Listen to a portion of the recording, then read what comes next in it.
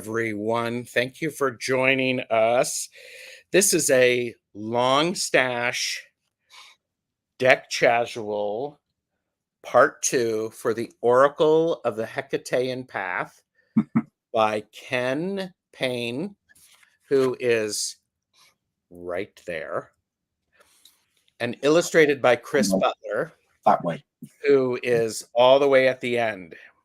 So, Ritchie, Longman Tarot, life happened, isn't going to be here. Life happened. It's not the same, is it? Well, it's not the same. Never mind. Everything with Ritchie is better. It is. I mean, truly. So everything with Ritchie is more naughty, basically. Okay, now I cannot endorse that because he is not here to defend himself. So yeah, I think he'd be happy for me to say that anyway. Okay. Well, goodness. So how have the two of you been since we last talked? Yeah, good. I've just been kind of watching it all unfold and sort of getting that sort of little excitement every time I see a post or a video or something of somebody utilizing it. So I've kind of just been enjoying that, really. Yes. And I do have, yeah, okay. It's lovely to have watched it unfold and actually just getting little messages, you know, through both our channels of people saying how much they're enjoying the deck, which has totally made all the hard work worthwhile. It's just, it's a thrill to see people enjoying this and actually richly benefiting from it. So I couldn't be happier. Well, I do have to share, this is part 2. Part 1 is in the description, as well as links to where you can purchase responsibly. You can know your limits because we are here to share, not to sell. But Ken, you sent a message in the group chat like the day after that this was like at the top of their Amazon's list or something like that. Yeah, it's been kind of performing quite admirably, really, on the especially the Amazon US charts. It was the #1 new release in Goddesses and Witchcraft for a number of weeks on its release, and then it's kind of sort of stayed sort of in the sort of top 10, top 15 for a good few more weeks. And it's kind of generally been within the top 30,000 books generally, which is, mind blowing. Congratulations. That is beautiful. And so I just want to, I'm going to put that light. I was trying to play with the light and do all that stuff so that I could look as handsome as the two of you. It's not. You look glorious, darling. It's fine. And I'm very excited to have the two of you back because during our first conversation, we went into some great depth about the creation of it and how it was for the two of you to work together. I encourage people to go and watch that. So it's actually on all of our channels. Yes, because we're simulcasting that. How about we say hello to the best lurkers? And chatters. And yes, this is simulcasting. We can see all of the chat. You may not. I will do my darndest to make sure that you are in the know. Barbara Ruth is here. Hello, Barbara. Hi, Barbara. Jonathan Daly is here. Hello, Jonathan. Performance. And Madame Maru is House of Cards. Marita is here. Good to see you. And oh, look, here you go. She is putting in links and all of the links. Oh, thank you. Chris, Elemental Cardomancy is here. Hi, Chris.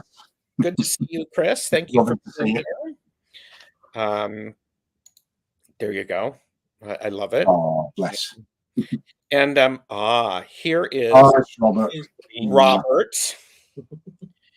And I shared on my community tab. Robert honored me by having me come to his channel, and he interviewed me, and it was delightful. Robert, you are much more hard on yourself than you need to be. I had a great time. I have. Robert Love, read his lips. He means it. It You was did well. great. And, you know, I'm like going, gee, I wonder if Robert would come on my channel to do an actual live casual. But Robert is actually interviewing somebody else soon. Oh, yeah. Who might he be interviewing? There It's you me. go. There you go. So, yeah, it's me. Surprise. So definitely pay attention to that, everybody. Thank you. Oh, mods, please be careful. Watch this one. That's me. I know.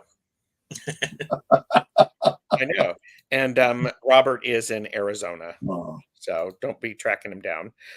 We have the amazing Nancy of Crohn's Intuition. Hi, Nancy. Who is going to be doing readings with me on Monday morning with Jane the Seeker. Ooh. Elspeth is here. Elspeth, yes. Pia's Eclectic Life. Philippa is here. Philippa, yeah. Harley, good to see you. Thinking of you when the notification came on. Good. Jean Bowles is here. Hi, Jen. Lovely to see you. And Chris, I've been spending some time with your friend, the lovely Marion Kay. Oh, wow. She's a force of nature. She's actually quite charming, and I saw a video that Chris did with her.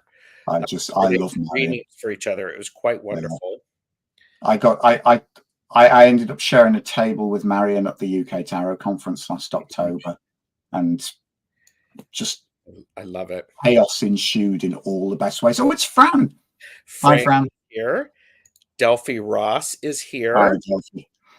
Donna Riedler is here. Donna. Right now we have 21 people who are here because they want to hear about this deck from the two of you. How's that make you feel? Oh. Kiva is here. I'm going to go and hide. Okay. Let's make that easier for you. How's that? Oh, no. Don't put me big. Don't put me big. That's evil. Have we met, Chris? Let's see. Donna Riedler, Harley, Nancy. Maruta is actually putting on putting in links so people can purchase responsibly. Oh, you know, everyone buy it is what Chris says, because I'm always doing this. Purchase responsibly. And Chris, did you buy it? Did you buy it, Chris? Well, which Chris? Chris. Elemental Cartomancy. Yeah, because you didn't have to buy it. You should have gotten multiple copies. We got a couple of freebies. Yes. Thankfully. Donna should be getting their copy of the deck next week. Free Spirit is here. Hello. And Nancy is. I love the deck, but I'm hoping of more comprehensive guidebook to dive into. Oh, I'd heard somebody might be writing a more comprehensive guidebook at some stage. Is that true? I wonder who that could be. I wonder who that could be. There is definitely one in the works. He's doing the bigger book, and it'll be brilliant. I love it. I love it. So, okay, here you go. I need to order another deck because the one I have is for devotional work only. Well, and that's interesting because I'm going to bounce around. Actually, I'm going to here. For those of you who've not seen this, let me do this because Chris created something and I'm going to show this little video now. Yes.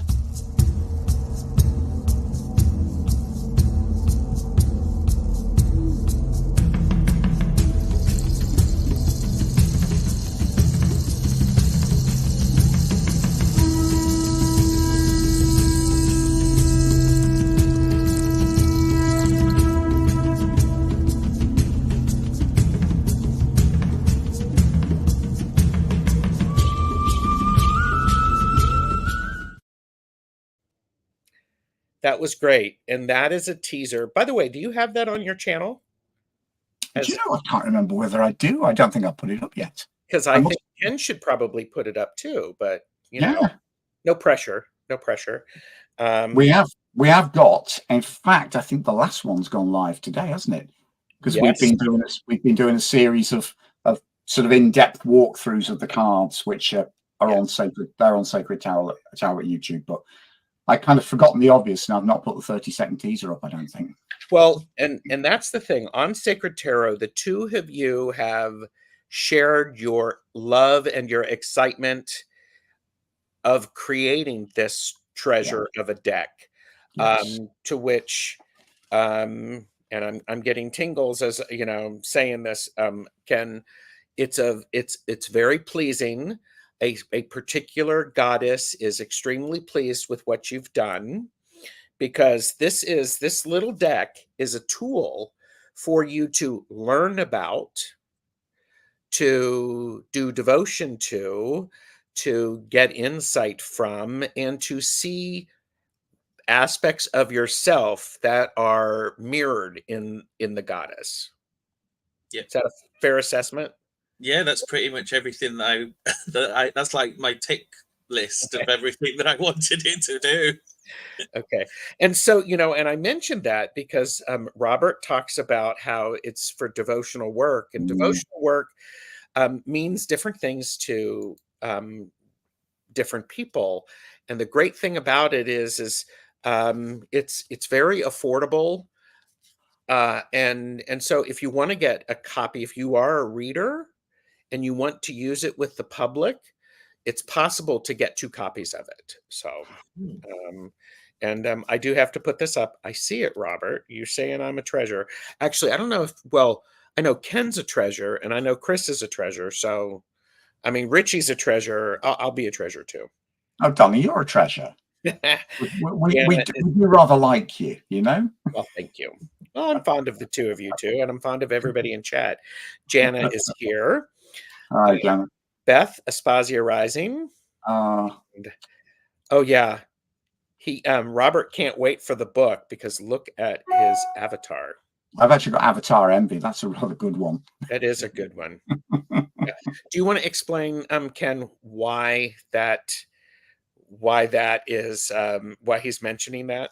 So it's quite an interesting thing, actually, because obviously it's a symbol that's sometimes referred to as Hecate's wheel, and it's become quite synonymous with Hecate in a modern context. But actually, the connection to her in antiquity is kind of not really there.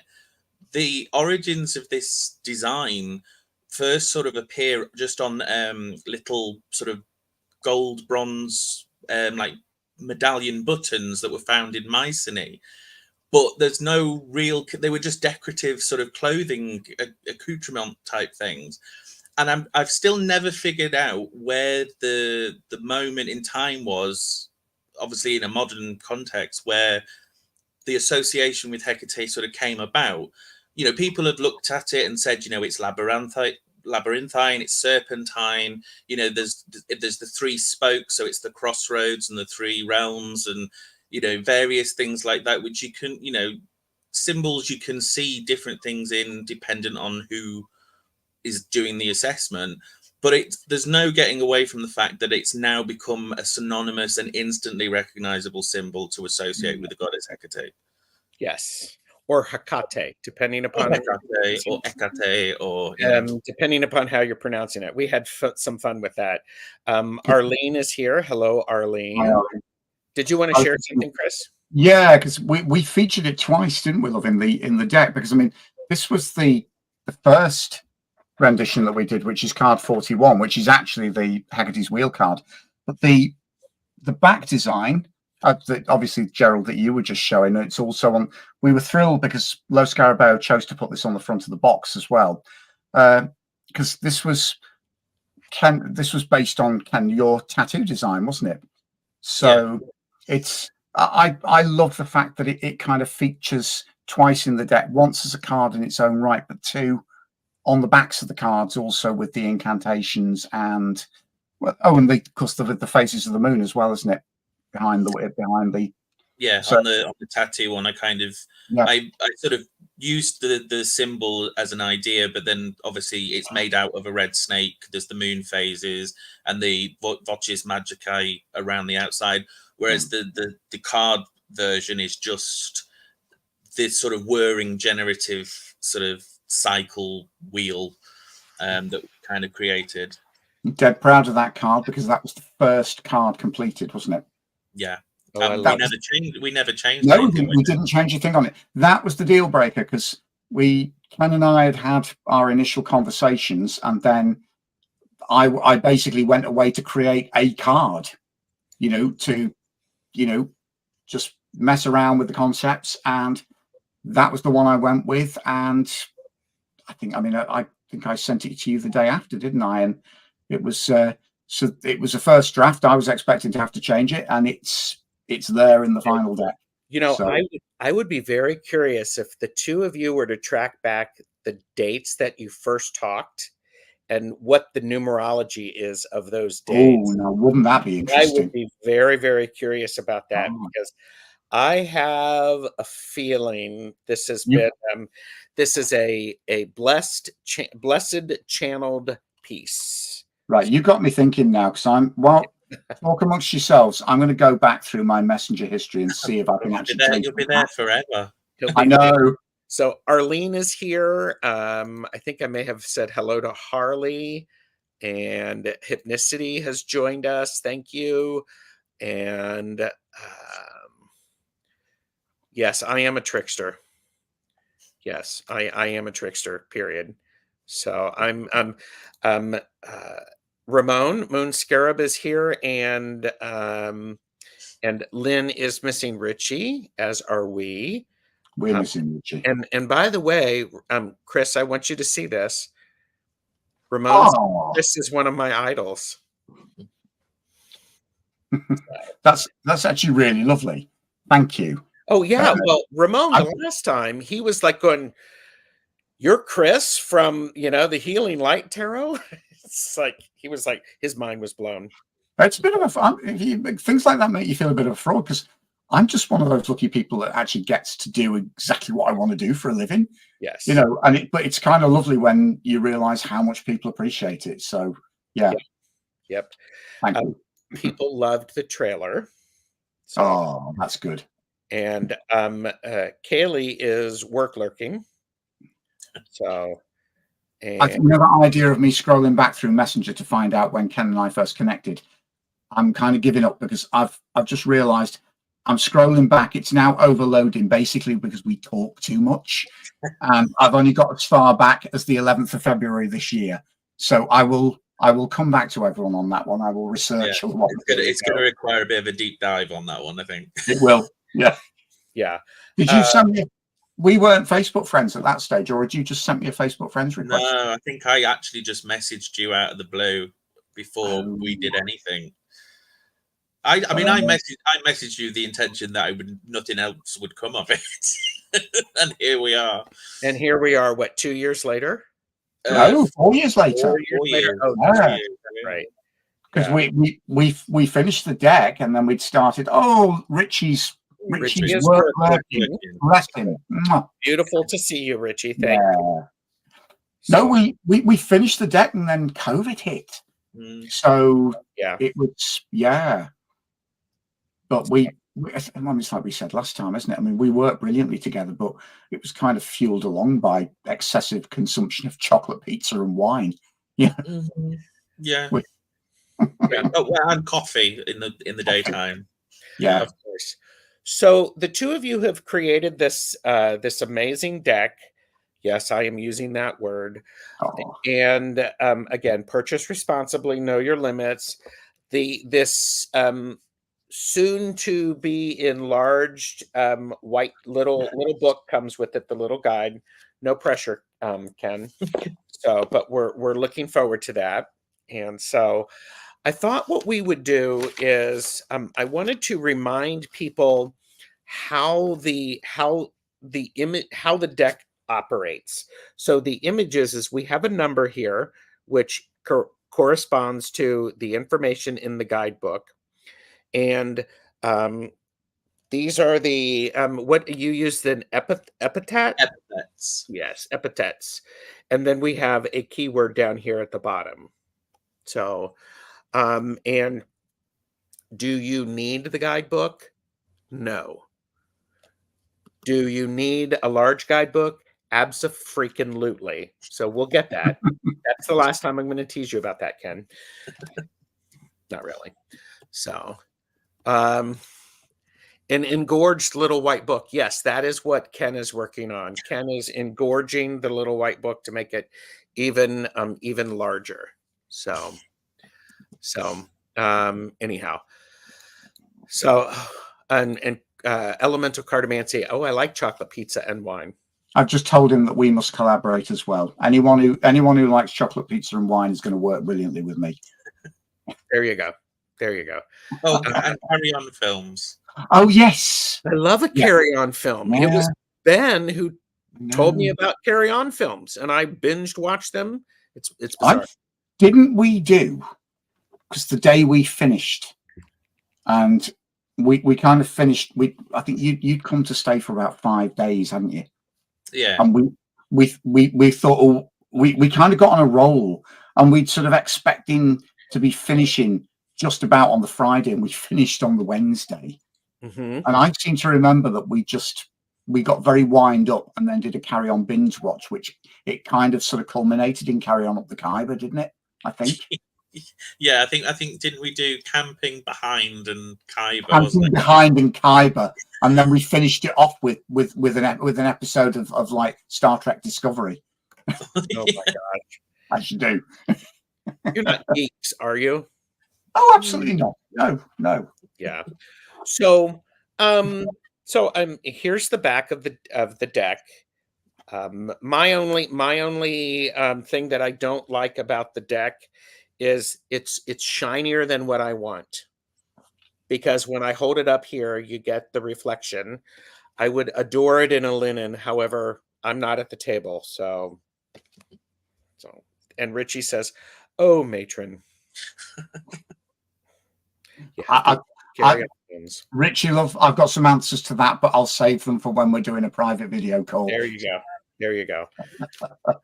So let's talk about some of the cards that we like, because I would really like to use the rest of the time showing cards that we like. And what card do you want to share, Ken? I'm putting you on, and then I'm going to do Chris. Okay. So I'll go with card number 50 to start, which is the Dionysus card. There we go.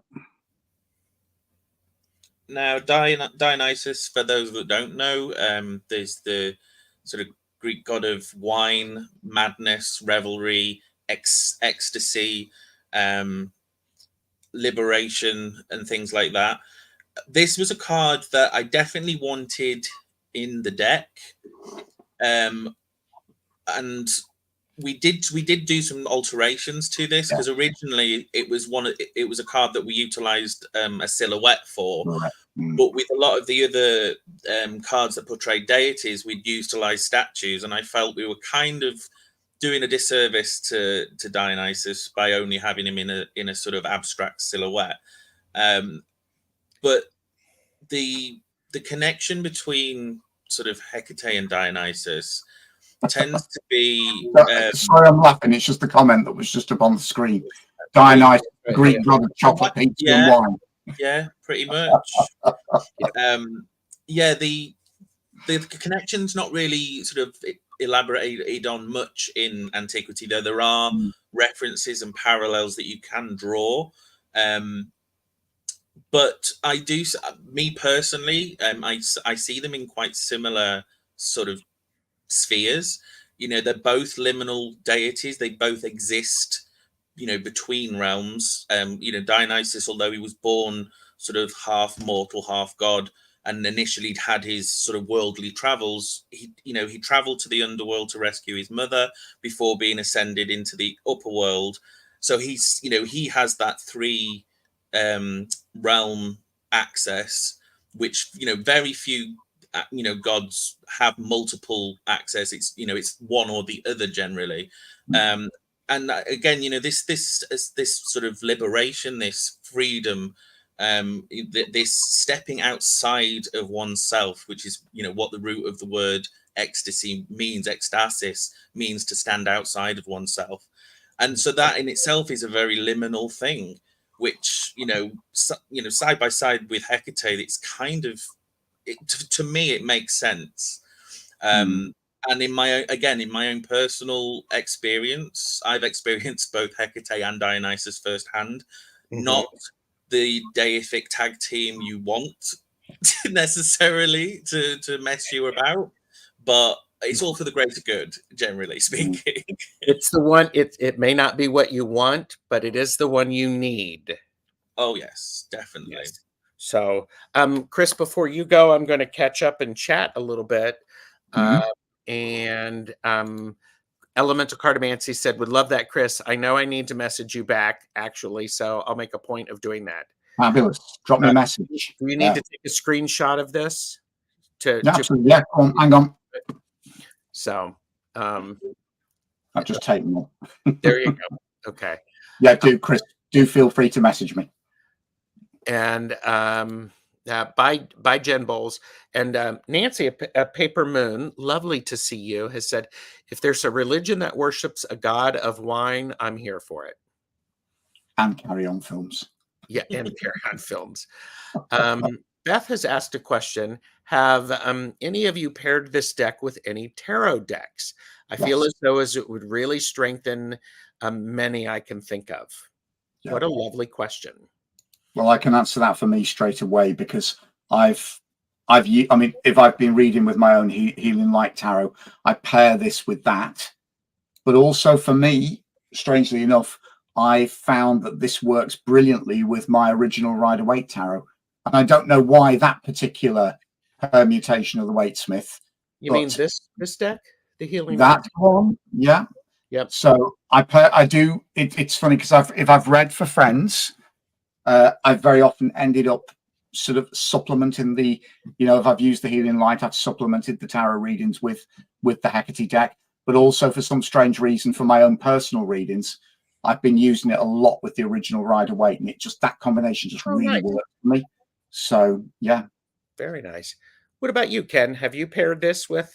Yeah, I mean, similarly to Chris, I've utilized it alongside the Healing Light Tarot. And again, I personally, in my devotions, I use the mages of the Rider-Waite in relation to a chapter in the Temple of Hecate by Tara Sanchez, where she attributes a different aspect of Hecate to each of the major arcana. So what I do every full moon is I draw one of the majors to get sort of like a direct message as to what to do for the next month, and then I'll draw some out of our deck to explain how exactly and to go into more detail. I mean, I've even used our deck with runes. I've gone that far, and they work perfectly. I could see that. Yeah. Donna has said it looks like it would pair well with the Circe tarot. Yes. Yeah, I've not got that one actually. I've seen it, and I don't see why that wouldn't work. I mean, we've got Circe Kirke in the deck, so I think that would work perfectly. That's something I've not sort of thought of, because I love the Mythic Tarot, and I haven't actually paired it alongside the Mythic Tarot yet. That would work beautifully too. Yeah. And Beth has said, interesting. I could also see it with Journey of the Sacred Bee, which is, I can see that. And the Cosmic Seed, which Beth has been texting me, trying to get me to purchase this deck. It's on sale now on Etsy. It's anyhow. And Ramon just ordered the deck. It'll go perfect with the Healing Light.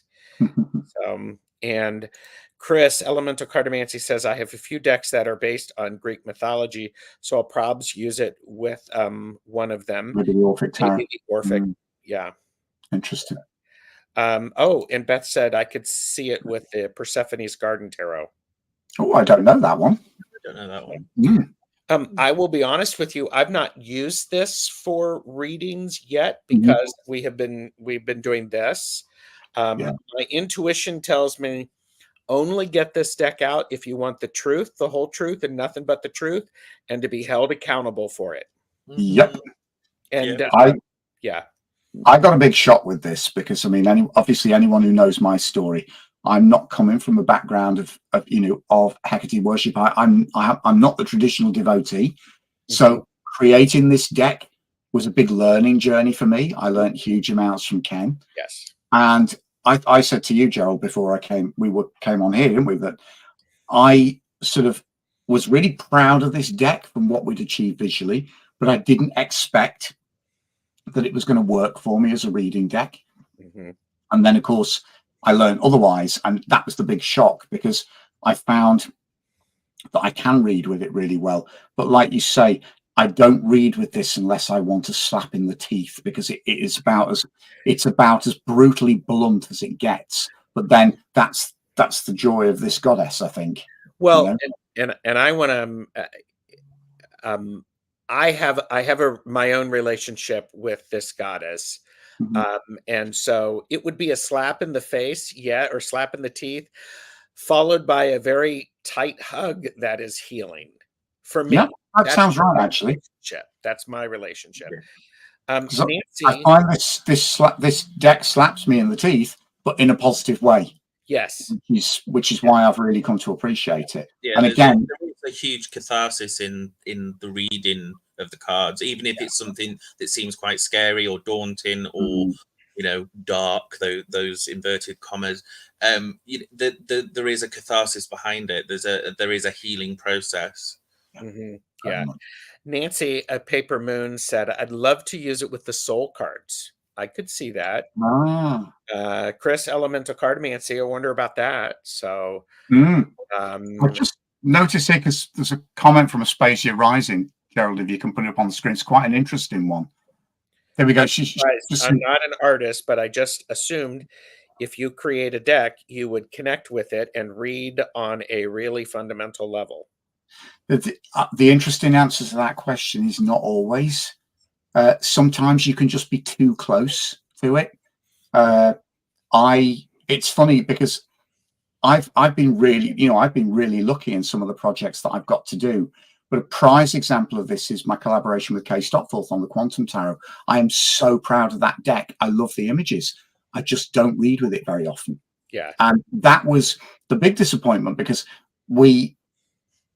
so much went into creating that deck. And I can remember when Kay and I had finished the first draft, we printed out a couple of test copies on the inkjet printer, hand cut them, laminated them. And to my horror, I kind of drew a blank on it with reading. And I do read with the Quantum Tarot from time to time, but I don't know what it is about that deck. Again, I think I'm just too close to the creative process. Sure. With this one, because it was so far out of my own spiritual tradition, I didn't expect to be able to read with it, even though I'm immensely proud of the images and I love them. But I found I could. So again, the answer to that is sometimes, but not always, and for a number of different reasons. I love that. Elspeth said, for some reason, I think it might work with the Tarot of the Abyss. I haven't tried it yet. That's an interesting deck. A friend of mine, that's her favorite deck. And I haven't thought of that. Yeah. And by the way, Elemental Cardomancy, Donna Riedler, could you maybe make a video showing how it looks with each of those decks? So there you go. You have content, Chris. So, Chris, what would you do? You have a deck or a card that you'd like to share? Yeah, one that I've briefly mentioned already, and I'm going to go with number 23, Pandatira. Now, I'm going with this just purely and simply from the creator's point of view. This was the last card that we created, and I have a great fondness for this purely and simply because there was an absolute feeling of elation when we realized, looking at the screen, that we'd completed the image. And it's weird, as you're putting a deck together, you're kind of ticking the cards off, but then it's a kind of strange feeling when you get down to that point where you say only got 2 or 3 left to do, and you've got the bulk of the deck there, but then those last few images have yet to take life, and it's difficult to kind of visualize what they're going to look like. And with this one, again, because it's not like working on a tarot where, you know, say with the Healing Light Tower, the last card was the 5 of Pentacles. So I've got a good idea what a 5 of Pentacles is going to look like. I was reliant on Kenn explaining to me the concepts behind this and talking me through, and then talking through, you know, what he was looking for. And apart from the learning process of this aspect of the goddess, this is just one of my happiest cards, because I can remember just thinking, oh, job done, but also knowing that we kind of created something quite special. And I visually, I love this card. I love the fruitfulness of it. But I love this statue you selected, because she's just got such a serene, you know, expression on her face. And I think it's obviously it's not. I don't think it is necessarily a statue of Hecate from antiquity, but I think it's one of those ones that's come from sort of like an Eleusinian background. It's Demeter or Persephone, you know, because they were also shown to hold torches. But it kind of illustrated this abundance, you know, this offering of things. And actually, thinking back on it now, I kind of think it's quite pertinent that this was the last card. This kind of felt like a blessing. We sealed it with abundance. Yeah, so I've only really just figured that one out. But yeah, it's weird. As she took shape on the screen, it was kind of that symbolism. It just kind of felt as if she was giving back for all our hard work, you know. And I still have a sort of tingly feeling when I look at this image. And this will always be the completion card for me, even though it's number 23, because we did work quite considerably out of sequence, didn't we? We kind of went where the muse took us, and, you know, and it just so happened that this was the card that was the end of the road. And I still love it for that reason. I really do. Yeah, Harley is Chris. That is an amazing. Chris is an amazing artist, and actually amazing artist. Love his work. Thank you. This just in. Well, shit. Now I have to buy 2 decks. You don't have to buy any. And Beth said that abundance card really, really is like the Queen of Pentacles in the Sacred Bee. That can make for some powerful intention setting. Yes. So, I mean, you know, again, know your limits, purchase responsibly. Absolutely. So, okay. So it's my turn. Go for it. You know, because it's my show, and I'm gonna do. I'm just curious to see what you're gonna pick. Well, I'm going to pick 29, 30, 31, and 32. I'm going to pick the new moon. The full moon, the dark moon, and the deep moon. The deep moon, or the deep moon.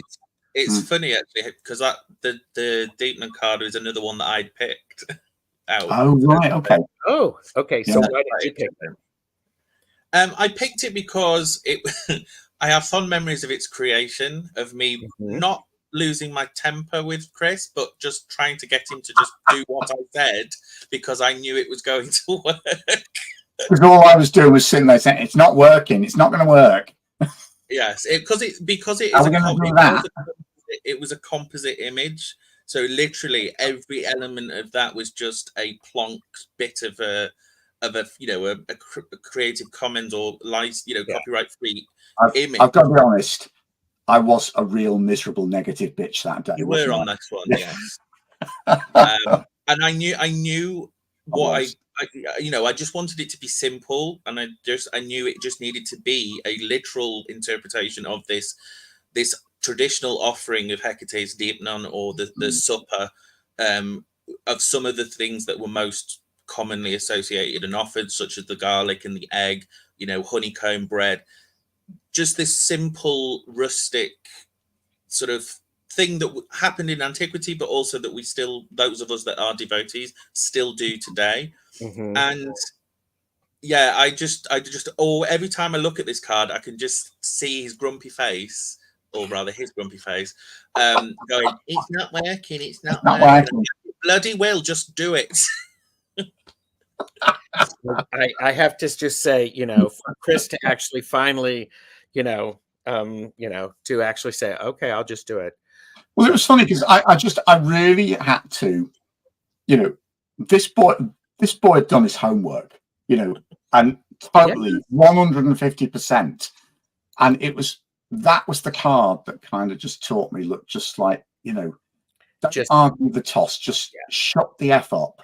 I mean, because, totally, just do what he says because he knows what he's talking about, And I don't know about you, but anytime I've been stupid enough to argue with her, I lose.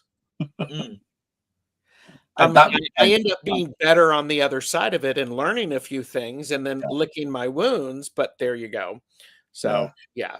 And I think that's what happened with Chris, because obviously once he did it, and then we started to put the textures and the layers over the top and tweak the lighting, and then all of a sudden you were like, oh yeah, it does work. It's like, oh, now I get it. Yeah. And it was, I think the difficulty was, you kind of get into habits as a Photoshop artist. And when Ken outlined that, I thought, that's too simple. And actually, from the perspective of all these disparate objects, we're not going to make them look convincing. But he knew exactly what he was talking about. And then it got to about 2/3 of the way through. And I thought, oh, now I get what he wants to do. Yeah. And we but again, it was kind of one of those lessons where sometimes as the artist, you just have to get out of the way and, let the writer and the creator dictate what you're doing, which I'm a bit stubborn at, because I'm so used to actually illustrating to my own concepts. Wait a minute. You're stubborn? Oh, yeah. Huh. Yeah. Jules Learning to Listen said, gorgeous deck from an old Diane here. Wonderful to have a Hecate deck created by men. So yeah, it's weird because I didn't really think of it like that. I just kind of thought, well, I kind of thought, well, if the goddess is going to do this, she'll just channel it, and I feel that's what she did. Yes. And yeah, I am a big fan of the moon. I pay attention to the phases of the moon. So these, the new moon, the full moon, talk about that, where we have illumination. We have the dark moon. Love that, release. And then there's this idea of this is thinking of making those offerings during each of those, because this is one of the things that we paid attention to. We paid attention to back in the day, and now, because so I think they're beautiful. They just work well for me. So that's why I am a huge fan of those. Oh, so I can mark those off of my list now. So, Ken, would you like to share another deck? And Barbara also loves the cards with the moon on it. And Chris, Elemental Cartomancy, said the full moon card is absolutely stunning. And that was another early one that didn't really get much tweaking. No, it's the full moon. The only stipulation I had to it was make the moon brighter. Yeah, and I don't remember us really. We changed the torches. Do you remember? I'd sort of put torches, and then, but it was actually before we'd finished the image. We kind of looked and we thought those torches aren't working, and then we changed those out. But once it was done, yeah, you think you're right. We just brightened the moon a little bit, didn't we? Before we submitted the images to the publisher. Yeah, nothing else changed. Yeah. Tom, Early Ritual is here. Hello, good to see you. Maze M said, I'm so grateful for this deck. I love it. I mean, and I Ken, Maze is grateful for this deck. I'm grateful that she bought the deck. But I'm grateful in a humble way, because this is, although this is obviously it's in the mainstream and it's in people are buying it. For me, this has always been, as it says in the dedication, an offering to both the goddess and to the community from me. Yes. In a roundabout way. Yeah. And Maze M said, hello all. I was trying to lurk, but just had to say something. Boom. Thank you for saying something. That is beautiful. Okay, Ken, you get to pick a card that you want to So the next one is card 52, the Kerberos card. Oh, I was going to pick that, but it'd be interesting to see why you picked it. So right there, because I put is deck in. the card that the keyword is for obstacles. Now, obviously, Kerberos is the three-headed guardian of the underworld, the three-headed dog. Hellhound, whatever, however you want to interpret him. And with this one, I wanted him to be featured in the deck, because although there is no real specified connection, apart from I think there's one vase painting where it depicts when Hercules pulled him out of the underworld and Hecate is kind of stood off to the side, and then you've got the myth that Aconite, Wolfsbane, came out of that situation where his spittle hit the ground. Aconite bloomed up, and obviously we know that Wolfsbane was, as well as other poisonous plants, has a quite a close link with Hecate, and as well as she has dominion in the underworld as well.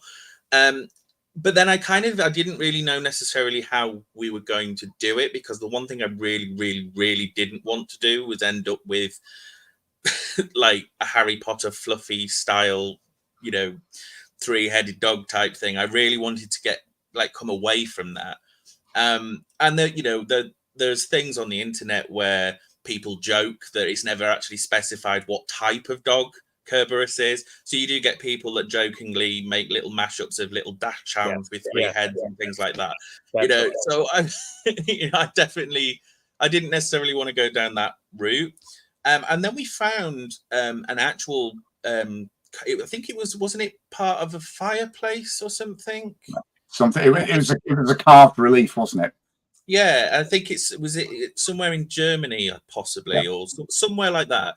Yeah. And it literally was this carving of Kerberos, and I really just thought, actually, do you know what? That really is just perfect as it is. Obviously, just cut around the edges of it, but then obviously to make it different and to sort of encapsulate it in this context of it being guarding the underworld, we've kind of got this gaping chasm with the fires behind it, and then Kerberos literally in chains and held fast to block the way forward or the way out, or whichever way you want to look at it. And obviously a card of obstacles can sometimes seem quite negative or quite sort of depressing if it comes up in a reading, but then it's more to do with obviously how you're going to tackle those obstacles, or considering why the obstacle is there in the first place. Sometimes the obstacles are put in your way for a good reason, and as we mentioned before, Hecate doesn't do anything by halves, and she generally does things that need to happen. And sometimes she needs to stop you from going off into the gaping maw of the three-headed hellhound, so she has to put a block in the way. But I just really loved how it came together in the end, because we really did sort of channel this hellish sort of dog that, I think it was the eyes. Once we set those lens flares in those eyes, we were like, oh yes, you don't want to mess with the actual carved relief was quite imposing, wasn't it? Yeah. So we sort of digitally cut it out, and then we sort of put it onto the background of the sort of fiery cave and what have you. But then I really played around with the colors to make them look quite electric. But it kind of wasn't working, was it? And then all of a sudden, I think it was Ken suggested, let's flip it into negative. which we did. And then we started playing around, putting these lens flares onto the eyes. And of course, at one point, I just looked at him and I said, God, that's wicked, isn't it? Because it really is, it just, sometimes you can just make the slightest tweak to an image and then all of a sudden it falls into place. And it wasn't looking cuddly, but it wasn't looking ferocious enough, was it? And then all of a sudden it's like, we made its eyes glow and it's like, oh yeah, okay. And the Beth is I love it. Again, it's one of those raw cards that for me really, definitely. Yeah, it really sums up what the deck's about for me, because there's nothing diluted or sanitized about this deck. And I mean, if I came face to face with that apparition, I would run a mile. But then, think you just hit the nail on the head there, because if you actually look at Greek mythology, it's not sanitized and it's not nice and it's not fluffy. It's about human life, even though it's portrayed in the the theatre of the gods. They are a very human pantheon. They fight with each other, they have affairs, they do all of the things that we are capable or guilty of doing ourselves.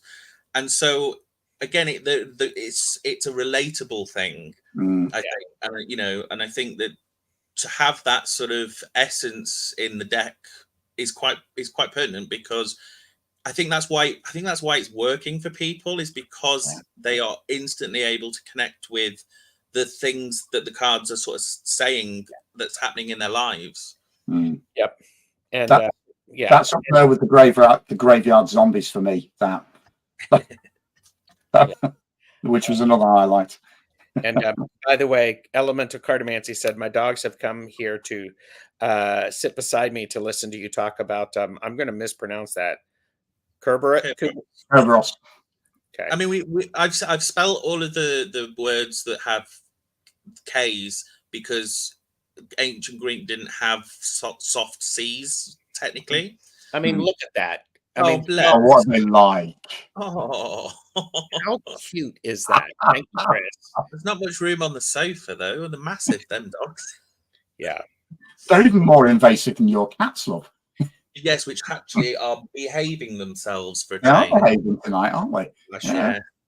All right, Chris, do you have a card that you would like to share? Yeah, and again, this was just another highlight of the creation process for me. I love this one. This is number 20. Philaramos, the lover of solitude.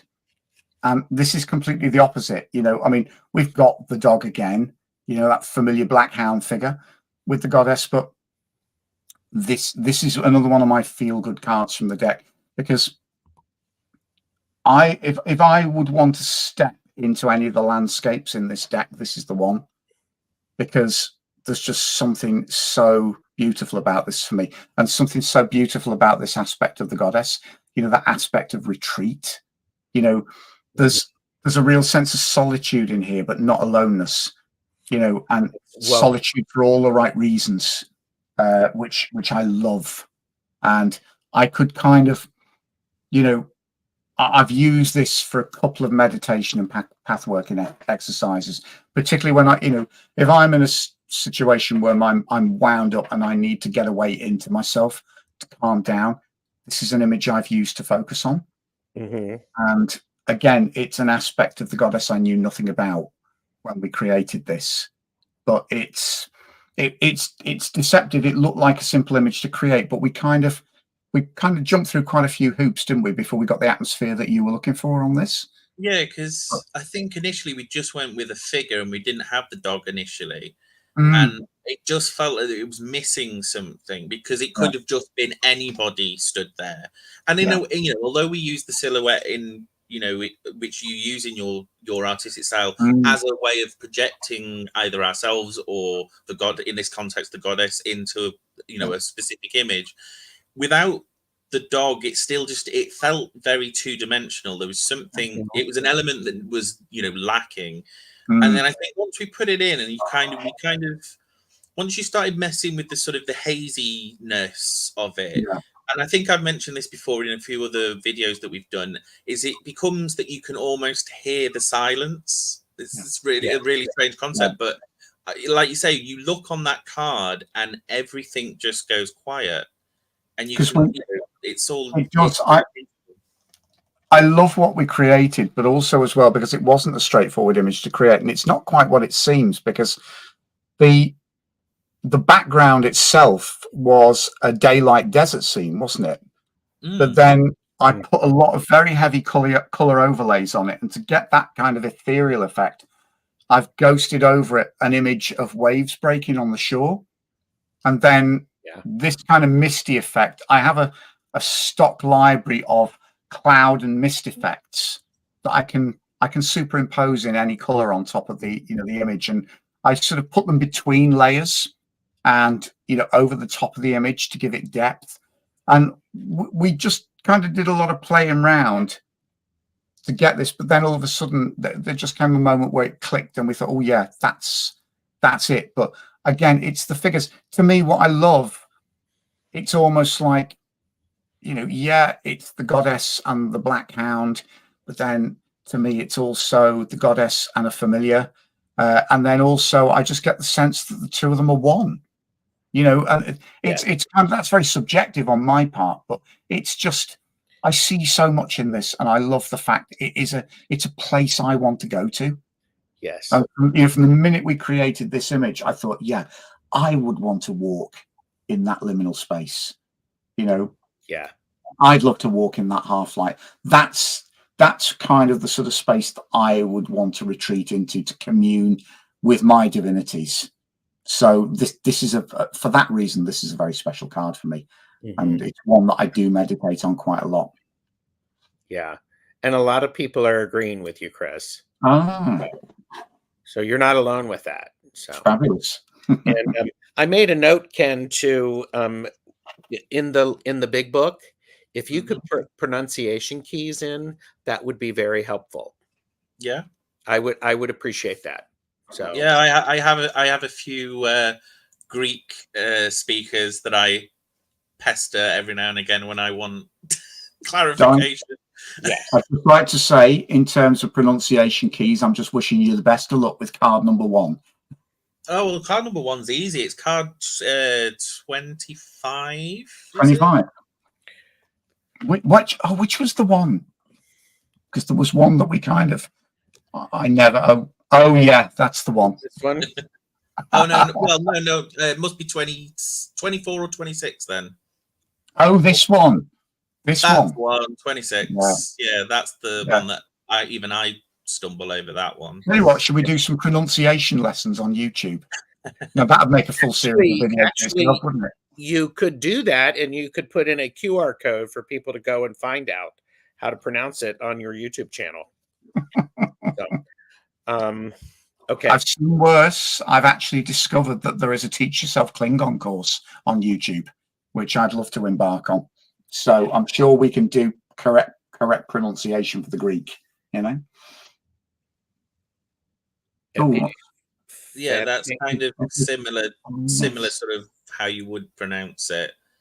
Okay. When you're looking at something and you're thinking, yeah, I'm convinced that's the right pronunciation, I just can't pronounce it anyway. So I won't even try. I'm going to share this one before I do my last several.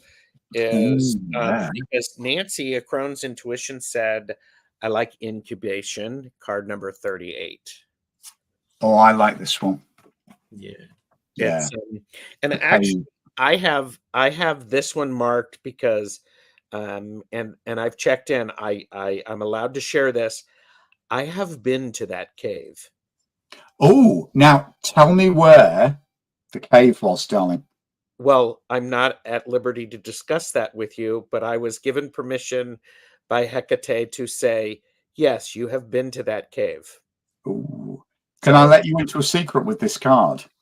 Is it going to ruin things for me and keep me up late at night? Yeah, it's 3 different caves. That makes sense. Yes, it was. Yeah. We'll just say I was in Ritual and I visited this cave. And Ken I'm watching Ken, and he's sort of registering everything I'm saying and what I'm not saying. So yeah, that is extremely powerful for me. I was like, and I was looking at that, and I think Jeffrey was at home, and I'm like, holy.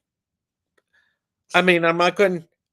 It's like they took a snapshot of what I was doing, and I was Wow. actually looking in my book of shadows, and I'm like, holy. God, that's amazing. So, yeah. I'll tell you the story behind this one, because we had to sort of go for some quite unusual source material to make this work, because we'd looked at all sorts of images to use as a starting point, haven't we? And nothing was kind of working. And then, because I think what the photo you already had the photo of this one, didn't you, with all of the sort of pink and red crystals? I think so, because I think initially we sort of we kind of went with a literal interpretation. So like the top bit with the stalactites and stalagmites, we kind of just had that, and we had it in very earthy tones, but it just didn't work. It didn't pop. So there was, it was just like, this is very flat. What are we missing? And I think it was this sense of, entering the cave and the unseen bit of it expanding, obviously outward into the earth. And it's not even a cave entrance that we picked, because it's a funny one, because we tried a couple of different things, and then I went off on a whim. And it was years ago. I'd worked in a high-end gallery framing center, and one of the original prints of this cave photo came in, and it's not what you think, and it always stuck in my mind. And then subsequently, the same photo was licensed for a CD cover, something that I have. I'm a big fan of Vaughan Williams's music, and you say, "Oh, thank you for the thank you, Ulysses." Yeah, but this image subsequently turned up on a CD sleeve, and I'm a big Vaughan Williams fan, and it was a recording of the Symphonia Antarctica. And what it actually is, it's one of the ice caves that the first Antarctic exhibition photographed. And the original photo shows Scott's ship, doesn't it? I think it's from outside from that angle. Because isn't there like a little person stood in, like literally in the thing? Yeah.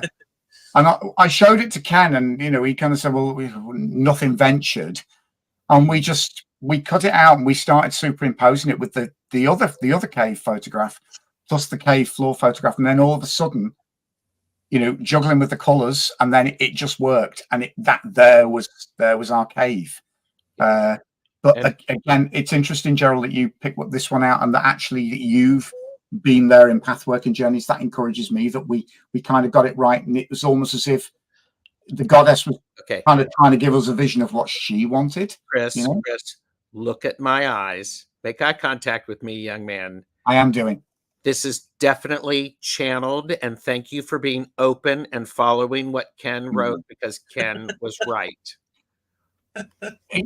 I followed what he said when he'd slapped me in the teeth a couple of times.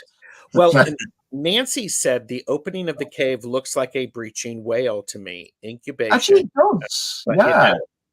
So,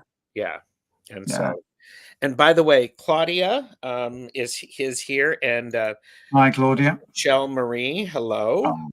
So, okay, we're gonna have this be our last round. So make this count, gentlemen. I'm gonna go first.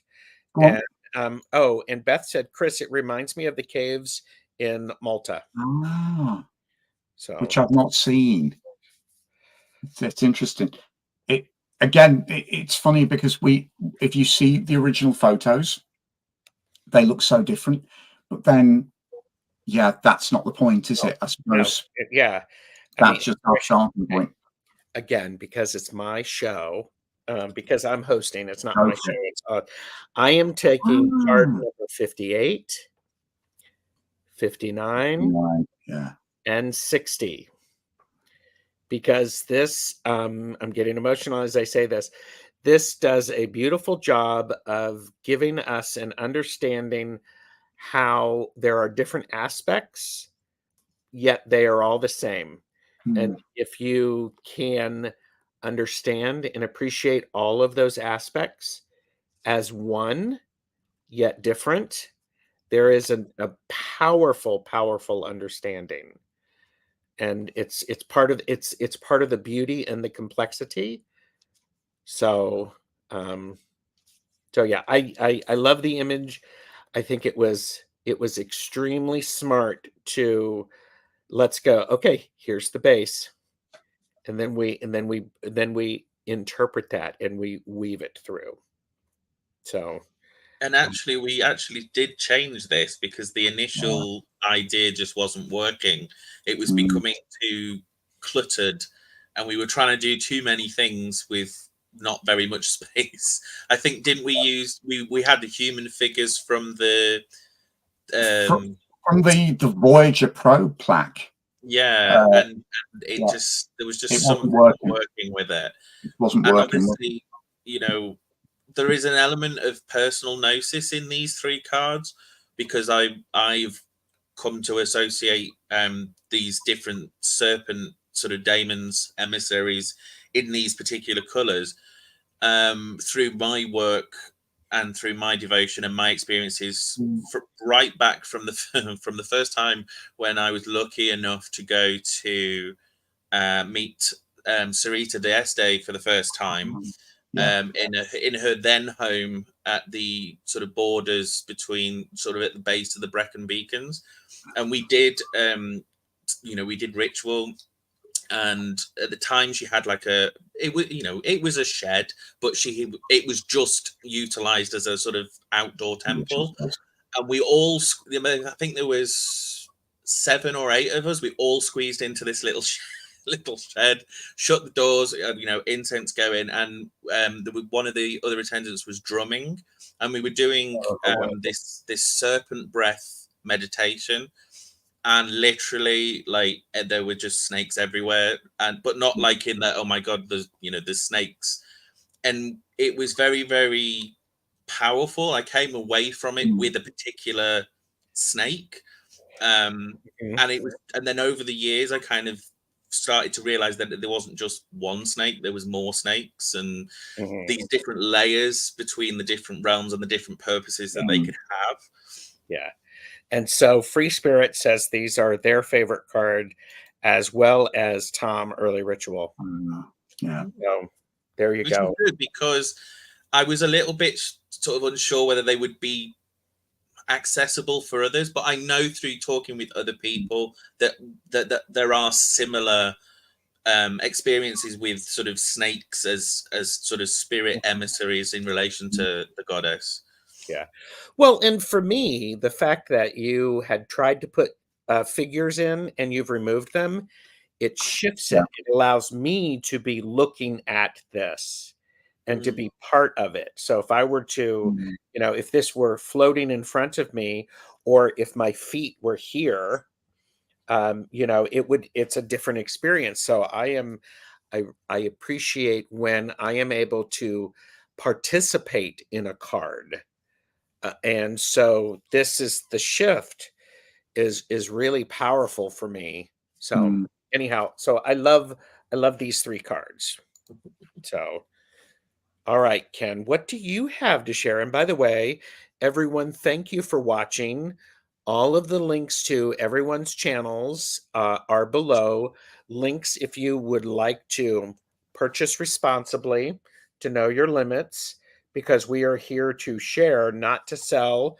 There are also links to Chris's channel, Mhm. where on Sacred Tarot, these two amazing people are sharing information about the cards as well as the creation of the deck. Yeah.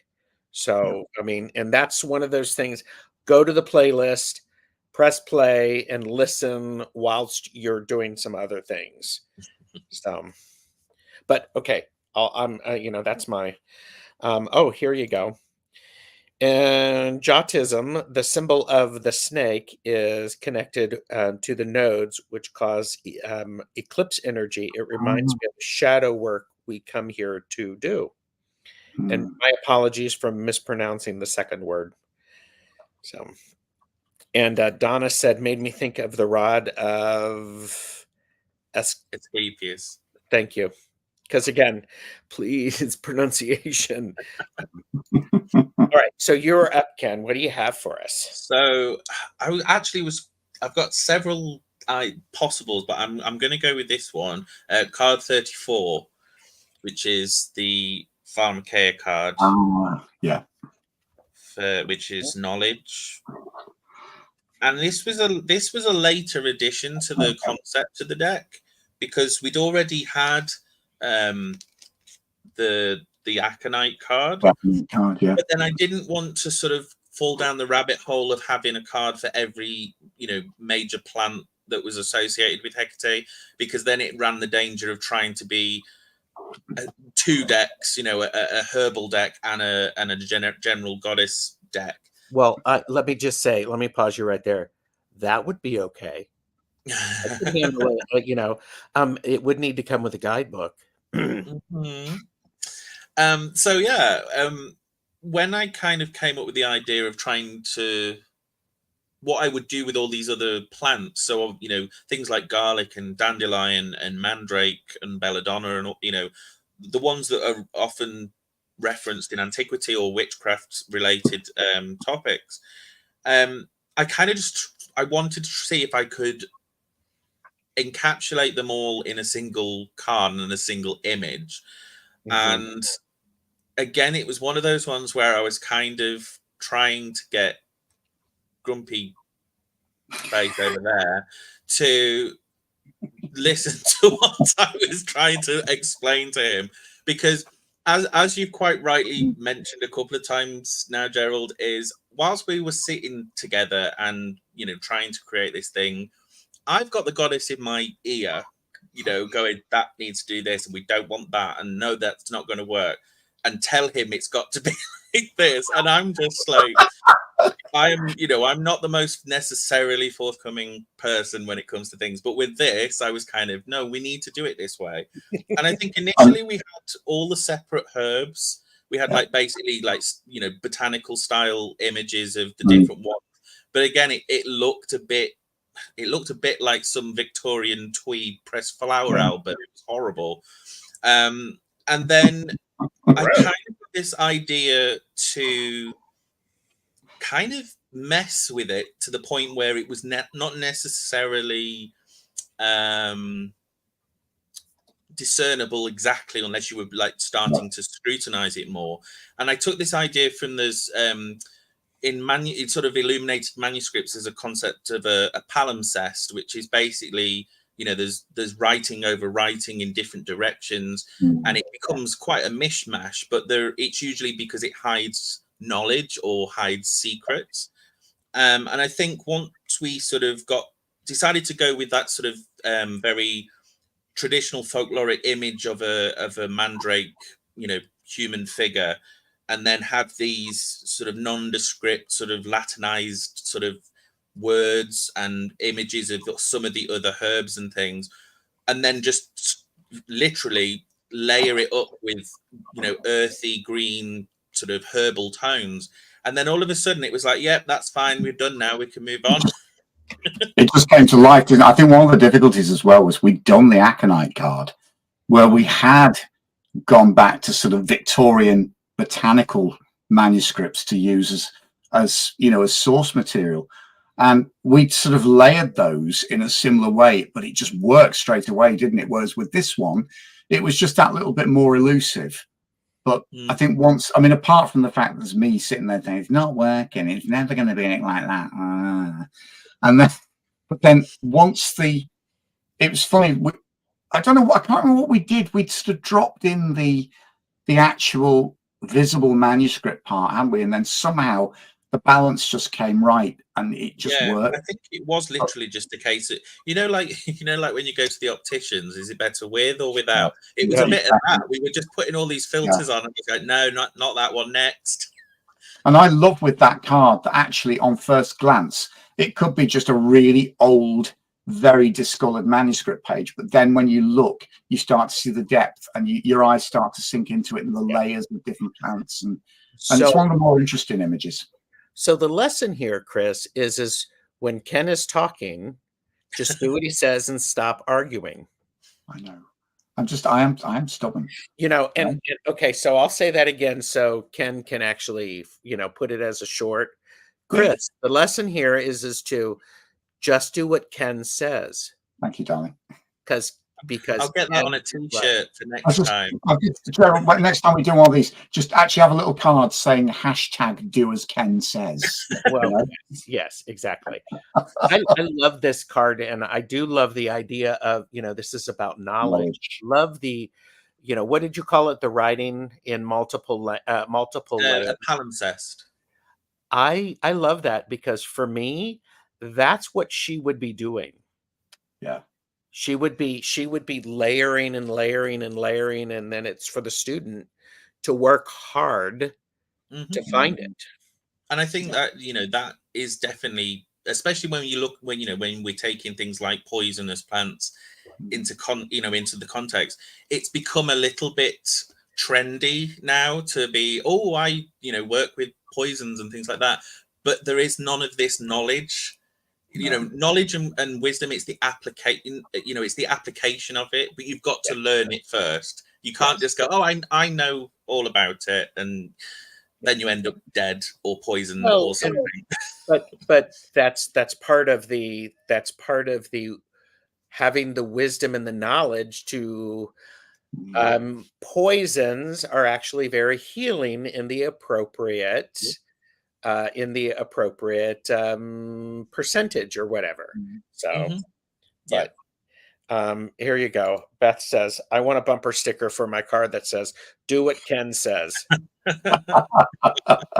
And by the way, Amanda, Twisted Sushi has arrived, and then departed because it's diaper time. So, and Amanda is a new mother, and the baby is doing well and learning things. So this is good. Learning how to eat. Because the last time there was a lady giving birth. Yeah, she was doing it. Yes. I don't know if she's come back to this one.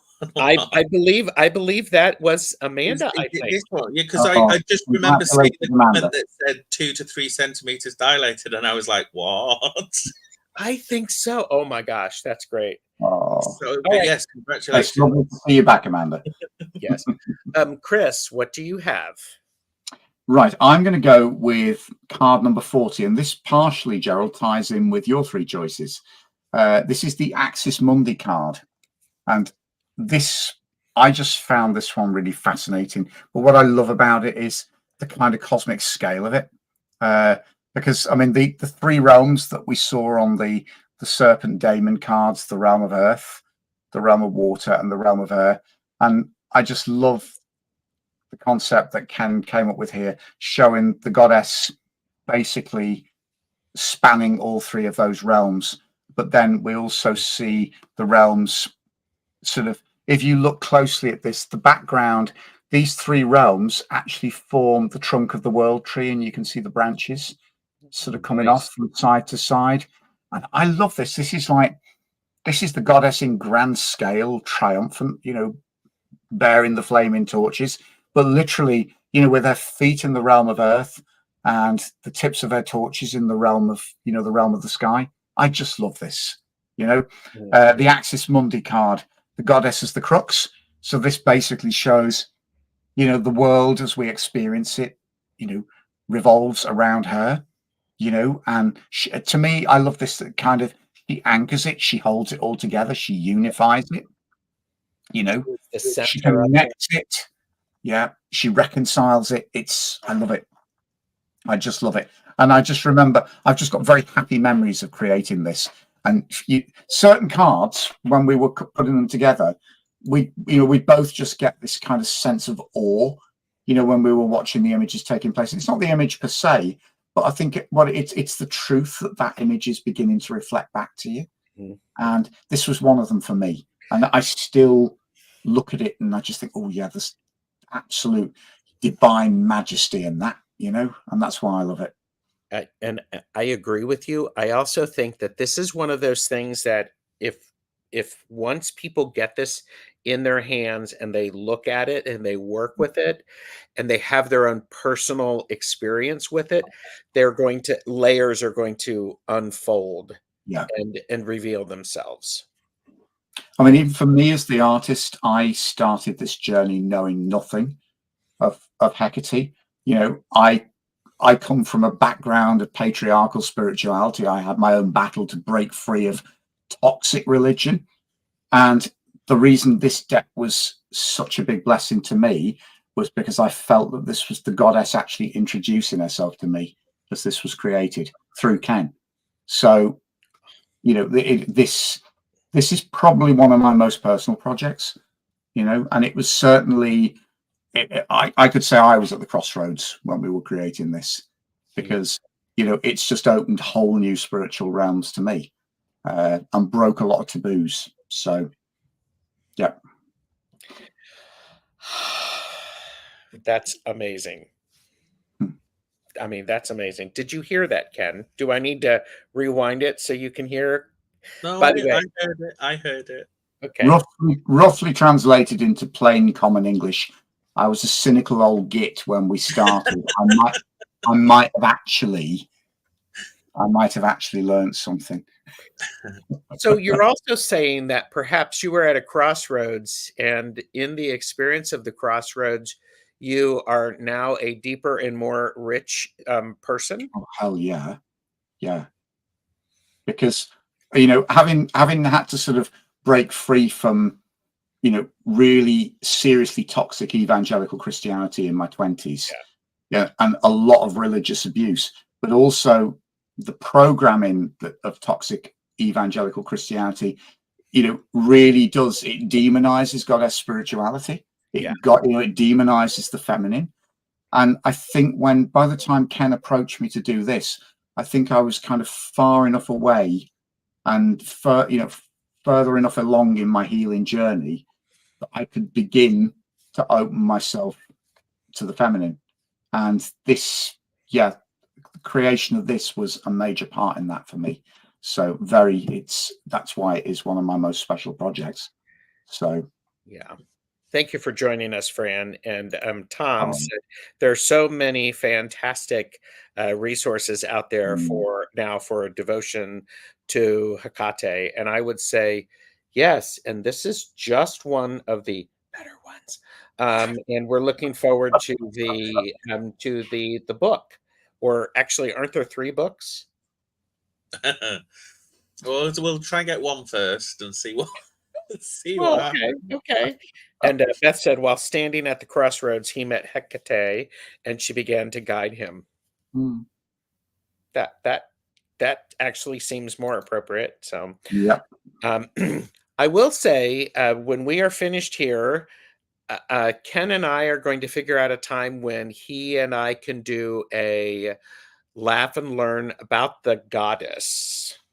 So stay tuned for that. And yes, Kaylee, I agree. What an amazing story. I am going to, because, okay.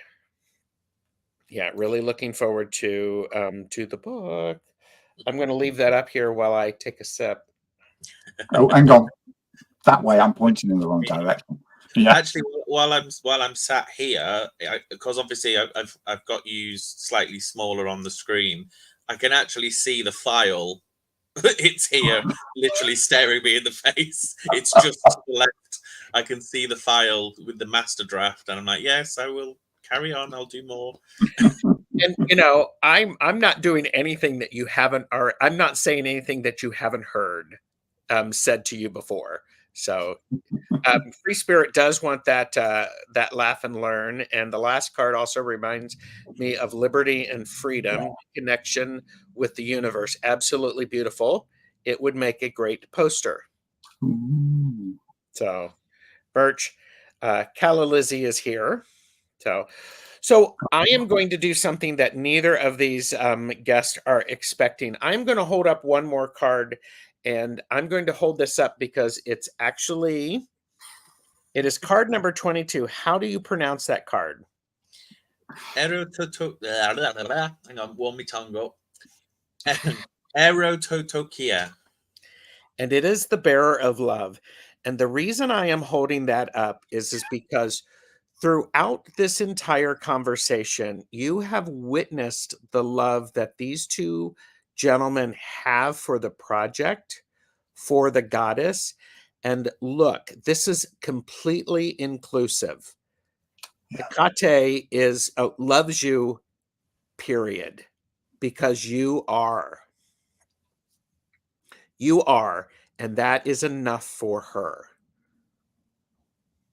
So, and so I appreciate that. And on that note, I am going to say thank you all very much for watching. Oh, here you go. We do have the question. Any plans for coffee mugs or small prints we can frame? Ooh, we need to think about that, don't we? That's I've been badgering him. I can work on it. We need to set up a separate Redbubble shop, don't we, with a joint account, and then we'll sort something out. Yeah. Yeah. And yeah. That it is cool. And Michelle Marie said, "I'm glad you got out and are experimenting, Chris. Oh, Cheers to authenticity." absolutely. So, all right. Any last minute words before we close?